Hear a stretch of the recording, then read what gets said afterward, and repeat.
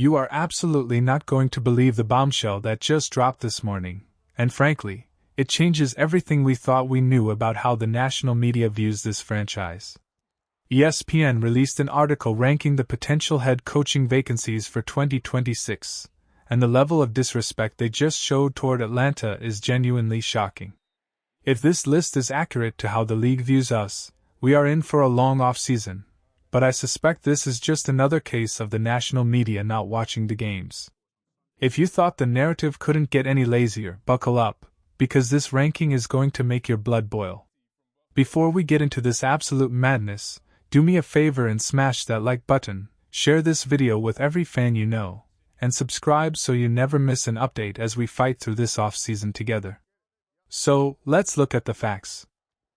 ESPN and their insider Bill Barnwell put together a list of 8 teams that could have head coaching openings in 2026, operating under the assumption that we might be looking for a new leader.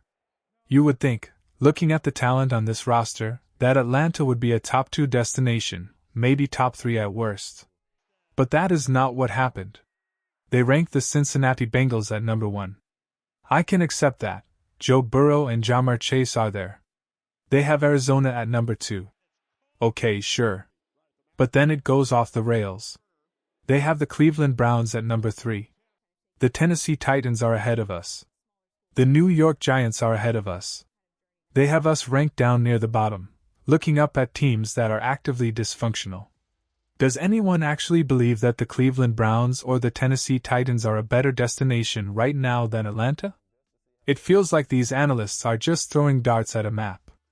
The logic they used is even more frustrating. Barnwell argues that our owner, Arthur Blank, has been patient historically, but if he fires the current staff, it marks a shift to a 3-and-done mentality, which might scare off new candidates. He points out that the team hasn't posted a winning record since 2017, suggesting that the patience in the building is wearing thin. That is a fair point regarding the history, but then he brings up the roster constraints, and this is where he completely loses me. The article claims that an incoming coach wouldn't have much draft capital to work with in 2026 and would be tied to Michael Penix Jr., who they emphasize is returning from another serious knee injury. They seem to view our quarterback situation as a massive negative. They think a new coach looks at MPJ and sees a problem rather than a potential franchise starter. But this perspective is incredibly flawed. We are in a league where the game is won and lost by the quarterback. The idea that having a talented, top 10 pick on the roster is a burden is nonsense. Look at the Chicago Bears example. Everyone said they had to fire their coach to pave the way for Caleb Williams. They didn't, it turned into a disaster, and they wasted a year.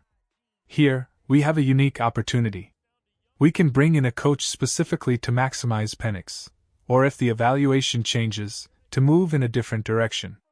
That actually brings me to a massive question I have for you guys.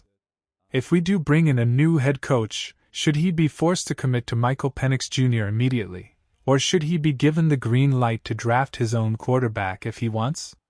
I want to see your thoughts in the comments because this is the debate that will define our future. Now let's dismantle this idea that the job isn't attractive. Why would a coach want to hitch their wagon to this team? Barnwell acts like it's a mystery. I can give you a dozen reasons right now.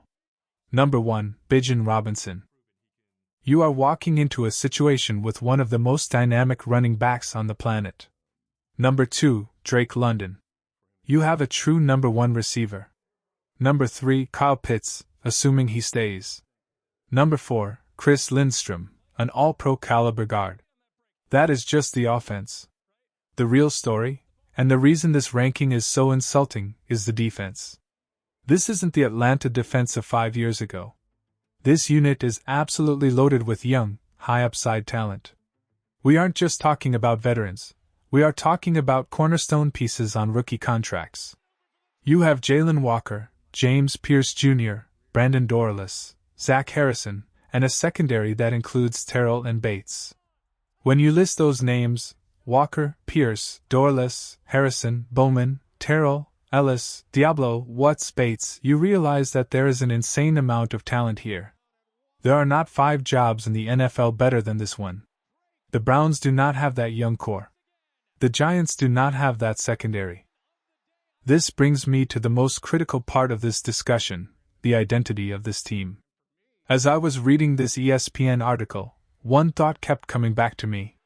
Does the defensive scheme change if we change the head coach? Because right now, the one thing we do at an elite level is get after the quarterback. We have the 3rd highest blitz rate in the NFL and the 2nd most sacks in the league through Week 15. Think about that. After years of being unable to touch the opposing quarterback, we are finally a team that strikes fear into the pocket. James Pierce Jr. has 8.5 sacks. Brandon Dorlus has 8 sacks. Jalen Walker has 5.5. These are the leaders, and they are doing it with pure aggression. James Pierce Jr. is number 1 in the NFL for rookies in pressure rate at nearly 14%. Jalen Walker is right behind him at over 11%. We have a pass rush. It is the calling card of this football team now. It is our identity. So, if you are a prospective head coach, you aren't coming here to rebuild a defense from scratch. You are coming here to unleash a beast that is already waking up. You might need to add a corner, maybe a nose tackle to stop the run, but the hard part, finding elite pass rushers, is already done. So, who is the guy? If we want to keep this identity and prove ESPN wrong, there's one name that makes too much sense. If we want to maintain that aggressive, blitz-heavy culture, we need to look at Brian Flores. If you look at the stats, Brian Flores blitzes more often than any defensive coordinator in the entire National Football League. He loves young, aggressive talent. He loves to manufacture pressure. The Vikings blitz more than 50% of the time. He is doing that with a secondary that is far less talented than what we have in Atlanta. If I am Brian Flores, and I get a call from Arthur Blank, I am licking my chops. I am looking at Jalen Walker and James Pierce Jr. and seeing the next great defense. I am seeing a secondary with Bates and Terrell that can actually hold up in coverage while I send the house. It is the perfect marriage of scheme and personnel. He could come in, keep the aggressive nature of the defense, and bring a level of discipline that we have sorely lacked. Plus, he gives you options at quarterback. He has worked with different types of signal callers. He could develop Penix, or he could bring in a veteran bridge. The flexibility is there. The bottom line is this: the national media can write their lists. They can put us below the Browns, the Titans, and whoever else they want. But the reality inside the building is different. We have the talent. We have the pass rush. We have the offensive weapons. This is a goldmine of a job, and if we get the right guy, someone like Flores who understands exactly what we have, we are going to make this ESPN ranking look absolutely foolish in about 12 months. I truly believe that. But I need to know if you agree. Do you agree with ESPN's low ranking, or do you think we are a top 3 job? Let me know in the comments. That's all I've got for today. Don't forget to hit that subscribe button, like the video, and as always, rise up,